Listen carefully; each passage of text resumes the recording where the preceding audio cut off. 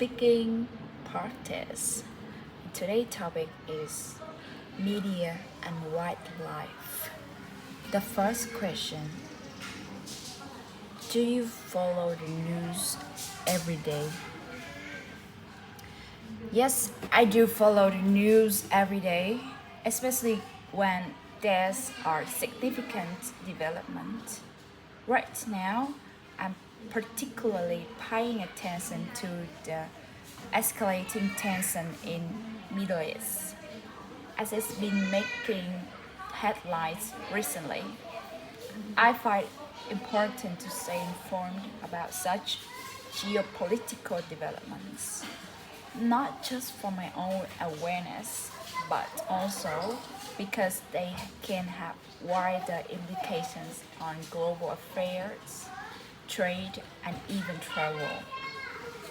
I usually check the news in the morning, either through a reliable news app or just a website, and I often skim through updates during my lunch break. It helps me stay on top of current events and give me something to reflect or discuss about them with others. The next question is the means of like the source of information that I get news from. Where do you get your news from? I mainly get my news from the internet these days, though I do still read a newspaper once a week for a more in-depth look at the day's top stories. The internet, on the other hand, is super convenient and free because I can access it anytime, whether I'm on my phone, tablet, or laptop. That's why I check the news every single day, usually during my morning routine or during breaks, as I mentioned earlier. It's not just about staying informed, it's also a way to keep up with global events and understand what's happening in real time. What's happening in real time.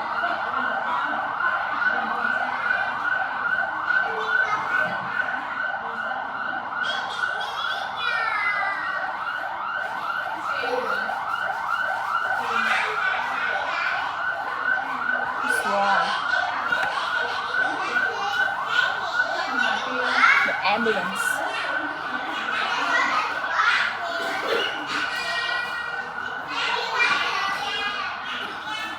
Should the government control the media? Yes, I believe the government should play a role in regulating the media, but with clear safeguards. While it's crucial to protect freedom of speech and ensure journalists can report freely, unchecked media can spread misinformation, especially online, which can mislead the public and even threaten national stability. For instance, fake news during emergencies or elections can cause panic or distort public opinion. That's why governments need to set basic standards, like verifying sources and promoting credible reporting without censoring dissenting views. Ultimately, the goal should be to ensure people have access to accurate, balanced, and reliable information so they can make informed decisions. It's not about controlling what's said, but about ensuring what's shared is trustworthy. Therefore,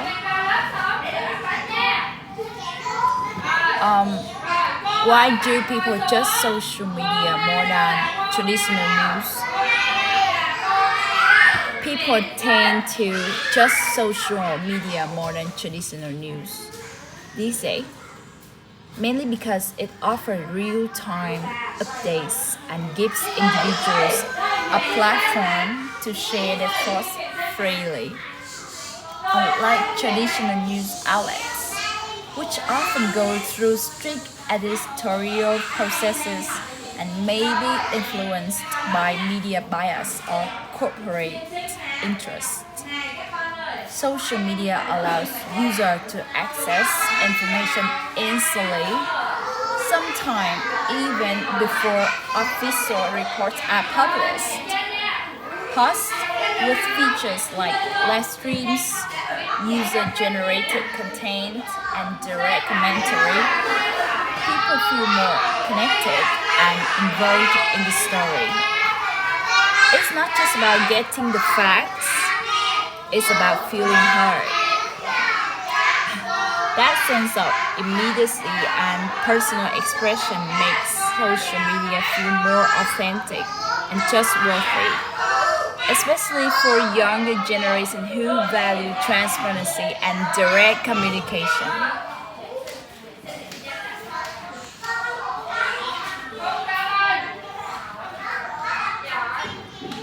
Do you like animals?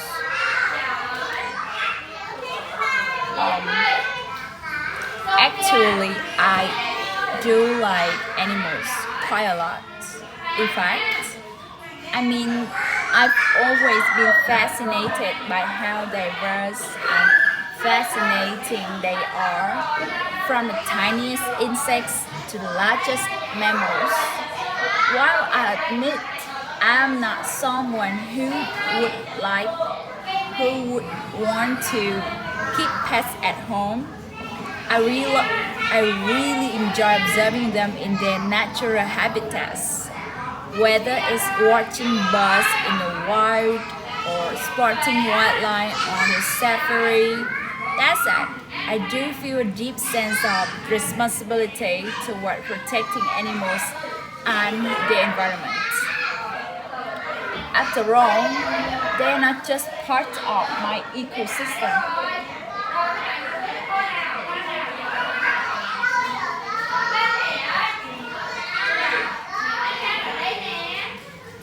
After all, they are not just part of our ecosystem, they are essential to maintaining the balance of nature.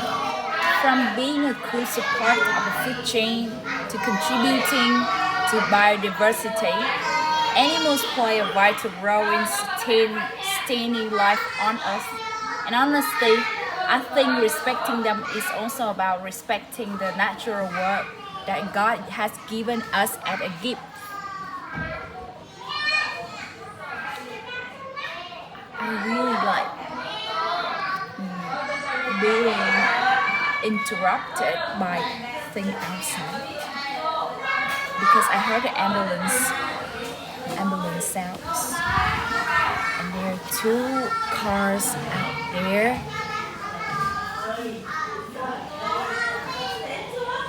What?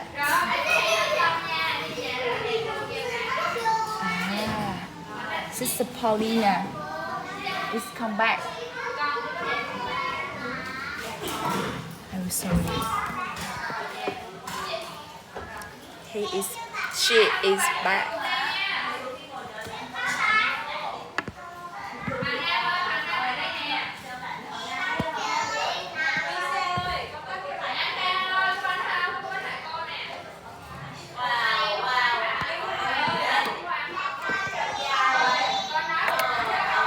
So, while I might not be the most hands-on animal lover, I definitely care deeply about their well-being and the importance of preserving their habitats.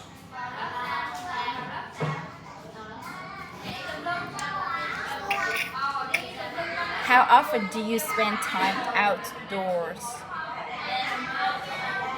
I usually spend a little time outdoors every morning. Sorry.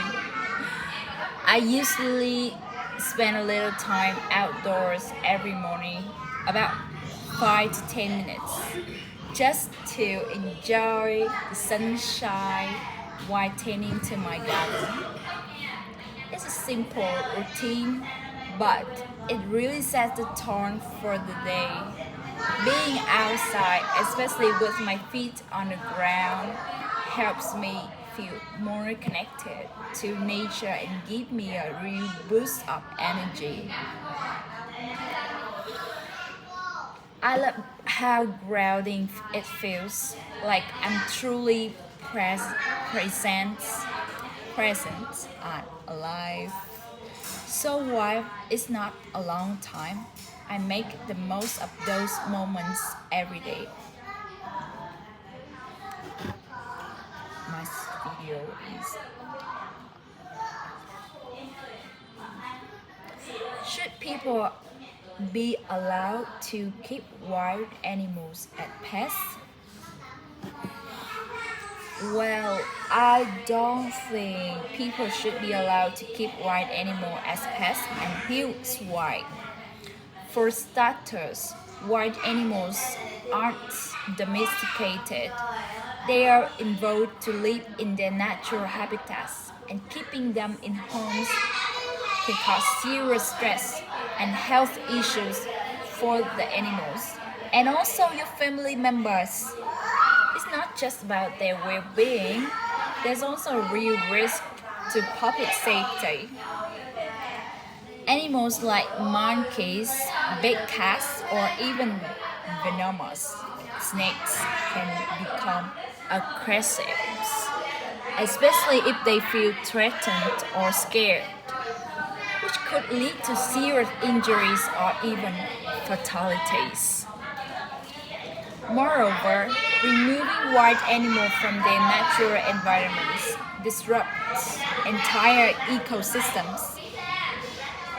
When animals are taken from the wild, it can affect food chains and population balance, which might lead to overpopulation of certain species or the decline of others. Plus, the pet trade often involves illegal poaching and smuggling, which fuels wildlife crime and endangers endangered species. That said, I do believe there are exceptions, like in the specialized wildlife sanctuaries or research facilities, where trained professionals can care for these animals responsibly. But for the average person, keeping a wild animal as a pet is simply not safe, ethical, or sustainable.